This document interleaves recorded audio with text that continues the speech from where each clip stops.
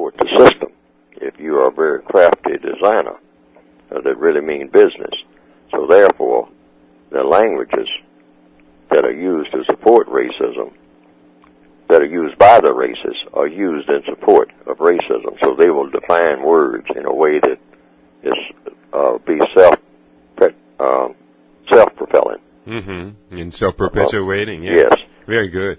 So therefore, the textbook, workbook for thought, speech, and or action for victims of racism directs the victims to use counter language. Now, you can use the same words, but you use them in such a way that they reveal truth.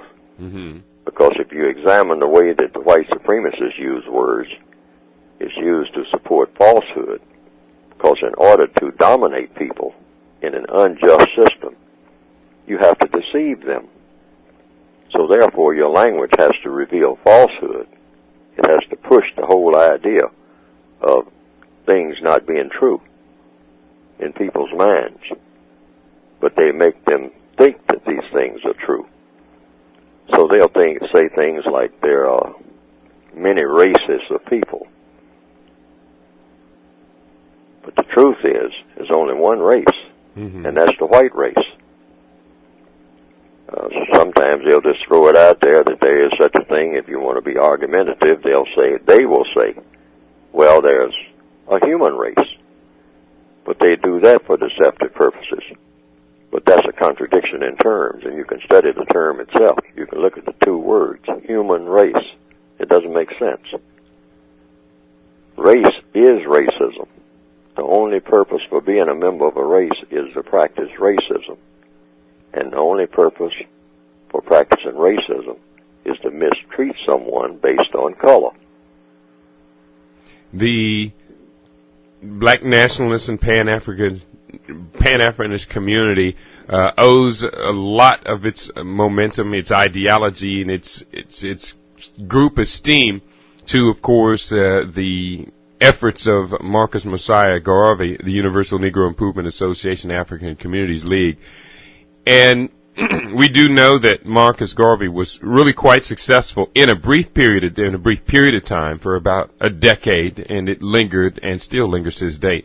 Very successful at organizing what he termed as members of that noble sable race. And of course he used various terms, including the term African people, to describe this group.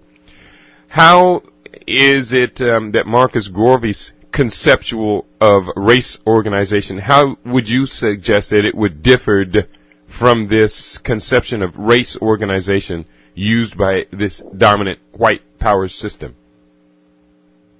Well, I couldn't or wouldn't argue against, because I'm not permitted to under the codified counter-racist system, which is what I call the system that I'm talking about. I'm not allowed to criticize what Mr. Garvey is doing. I'm not allowed to criticize what any non-white person anywhere on the planet is doing or has done or attempted to do to counter and or eliminate racism. So I can only comment basically by saying that whatever attempts Mr. Garvey made were the attempts that he made. And you credit him, or rather you recognize, I don't even use the incorrect word would be credit. You just simply recognize what he did and how he went about doing it and what the results were. And then you move on from there. But if anyone asks, you just simply say, well, to the best of my knowledge, to the best of the information that has come to me, Mr. Garvey did this, and he did that, and he did the other. But there will be no criticisms that are in order of Mr. Garvey or of any contemporary black person who is doing anything in what they think is the attempt to counter racism and produce a product in its place called justice. That's what the United Independent, the first part of the title of the book, is about. That we are united, or well, rather we conceptually should be united in what we intend to do. We, meaning the victims of racism. But we are individuals. I could have used the word, instead of independent, I could have used the word individual, because that's what it really points to. People are, first of all, individuals. They function as individuals every day. They have to make individual decisions. But what will unite people in any worthy cause, or unworthy cause for that matter, is that they make up their minds that they're going to follow a code. And the code should be based on logic. The white supremacists have a code. They have the most successful code in the world. And this is why they are supreme. They're the most powerful. They're the smartest people on the planet as of now. And they have been for some time. And they could not have done that without using logic and without having a code that says, you do this in this particular instance, and you don't do that. And when this happens, you do this, this, and this. And when that happens, you will do this and this. And even when you say something, you use precision language. You make sure that your language is razor-sharp precision, meaning when something comes up that calls for something to be said, you will say this and this and this. And you will not say this, this, this, or this. And these are just sort of illustrations of how a codified system works. It's very exact.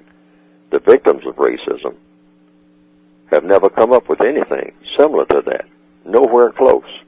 We've never even attempted to do it until hopefully now, where each and every day, every non-white person, every black person everywhere will know, say like going on a job situation, exactly what to say in every instance when something comes up, and exactly what not to say, and how to say it, word for word, so that it always takes you right where you need to be.